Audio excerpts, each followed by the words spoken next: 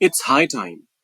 ये आपने अक्सर लोगों को बोलते हुए सुना होगा। इसकी हिंदी क्या होती है, साथ ही इसके कुछ एग्जाम्पल सेंटेंसेस को भी देखेंगे। आइए करते हैं शुरुआत।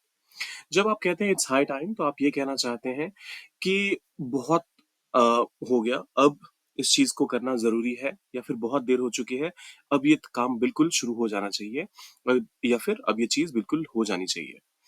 तो फिर अब एग्जाम्पल सेंटेंसेस की बारी आती है।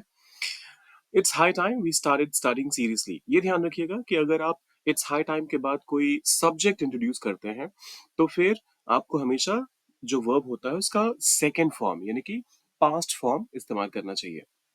So it's high time we started studying seriously. समय आ गया है कि हम गंभीरता से पढ़ाई शुरू करें। It's high time we started studying seriously. समय आ गया है कि हम गंभीरता से पढ़ाई शुरू करें। या फिर जब आप कहते हैं It's high time you told him the truth. समय आ गया है कि तुम उसे सच बता दो। It's high time you told him the truth. समय आ गया है कि तुम उसे सच बता दो। अब ये वाला एग्जाम्पल थोड़ा सा अलग है। It's high time to change your habits.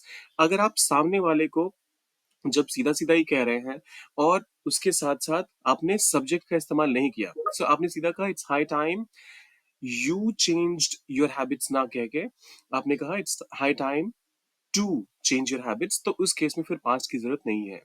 तो इसी वजह से मैंने यहाँ पर पास्ट का इस्तेमाल नहीं किया है। इसका मतलब होता है कि समय आ गया है, तुम अपनी आदतें बदलो। It's high time to change your habits. समय आ गया है कि तुम अपनी आदतें बदलो। अब आपकी बारी। इट्स हाई टाइम का इस्तेमाल करके एक कमेंट कीजिए और साथ ही वीडियो को लाइक करना, चैनल को सब्सक्राइब करना तो है ही। मिलते हैं जल्दी।